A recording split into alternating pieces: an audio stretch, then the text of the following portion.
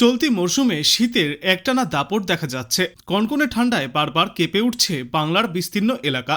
কলকাতা থেকে দক্ষিণের জেলায় জেলায় কমছে তাপমাত্রা, আবার উত্তরের পাহাড়ি অঞ্চলগুলিতেও রয়েছে হাড় কাঁপানো শীত।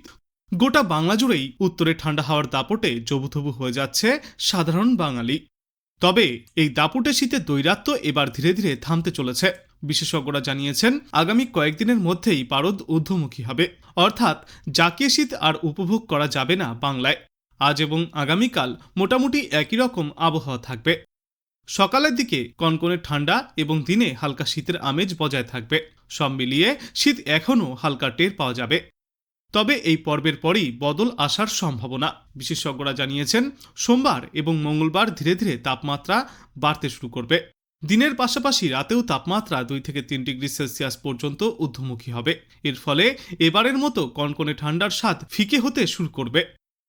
আবহাওয়ার এই বদলের নেপথ্যে রয়েছে একাধিক কারণ। কাশ্মীরে সক্রিয় রয়েছে পশ্চিমী ঝঞ্ঝা, যার জেরে উত্তরে হাওয়ার জোর অনেকটাই কমে আসবে।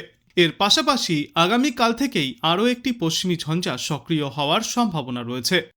অন্যদিকে লাক্ষাদ্বীপ ও সংলগ্ন উত্তর পূর্ব সাগর এলাকায় এবং কেরল উপকূলে তৈরি হয়েছে একটি ঘূর্ণাবর্ত।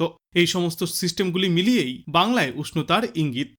তবে এই মুহূর্তেই শীতকে বিদায় জানাতে হচ্ছে না। নতুন সপ্তাহের শুরু থেকে তাপমাত্রা কিছুটা বাড়লেও শীতের রেস থাকবে। বিশেষজ্ঞদের মতে মোটামুটি সরস্বতী পুজো পর্যন্ত ঠান্ডার আমেজ উপভোগ করা যাবে। তারপর আরও কিছুটা বাড়তে পারে তাপমাত্রা। পুরোপুরি শীত বিদায়ের সম্ভাবনা রয়েছে ফেব্রুয়ারি মাসের প্রথম সপ্তাহ থেকে। তখনই এই মরশুমের মতো শীতে বিদায় নেবে বলেই ইঙ্গিত পাওয়া যাচ্ছে। তবে তার আগে আগামী কয়েকদিন পর্যন্ত জাকিয়ে শীতের অনুভূতি পাওয়া যাবে গোটা বাংলায়। কলকাতা সহ গোটা দক্ষিণবঙ্গে সকালের দিকে কনকনে ঠান্ডা অনুভূত হবে। তবে এই সোমবারের পর থেকেই দিনের সঙ্গে রাতের তাপমাত্রাও ধীরে ধীরে বাড়তে শুরু করবে। দক্ষিণবঙ্গের সঙ্গে তাল মিলিয়ে উত্তরবঙ্গেও ধীরে ধীরে বাড়বে তাপমাত্রা। সমতলের এলাকাগুলিতে কনকনে ঠান্ডা কিছুটা কম হবে। তবে পাহাড়ে পারদ বাড়লেও শীতের অনুভূতি থাকবে আরও বেশ কয়েকটা দিন। শীতের সঙ্গে পাল্লা দিয়ে কুয়াশাও ভোগাচ্ছে। ভোরে এবং সকালের দিকে বহু জায়গায় দৃশ্যমানতা কমে যাচ্ছে। দূরের বস্তু স্পষ্ট দেখা যাচ্ছে না। তাই এই সময়ে রাস্তায় বেরোনোর ক্ষেত্রে বিশেষ সতর্কতা অবলম্বন করতে পরামর্শ দেওয়া হয়েছে।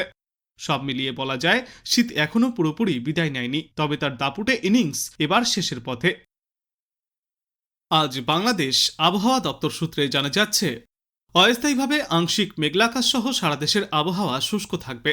শেষ রাত থেকে সকাল পর্যন্ত দেশের কিছু কিছু এলাকায় হালকা থেকে মাঝারি ধরনের কুয়াশা পড়তে পারে।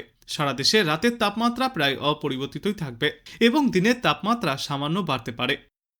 আগামীকাল অস্থায়ীভাবে আংশিক মেঘলাকাশ সহ সারা দেশের আবহাওয়া শুষ্ক থাকবে। শেষ রাত থেকে সকাল পর্যন্ত দেশের নদী অববাহিকার কোথাও কোথাও মাঝারি থেকে ঘন কুয়াশা এবং দেশের অন্যত্র হালকা থেকে মাঝারি ধরনের কুয়াশা পড়তে পারে। সারা দেশে রাতের তাপমাত্রা প্রায় অপরিবর্তিতই থাকবে এবং দিনের তাপমাত্রা সামান্য বাড়তে পারে। 20 জানুয়ারি অস্থায়ীভাবে আংশিক মেঘলাকাশ সহ সারা দেশের আবহাওয়া শুষ্ক থাকবে।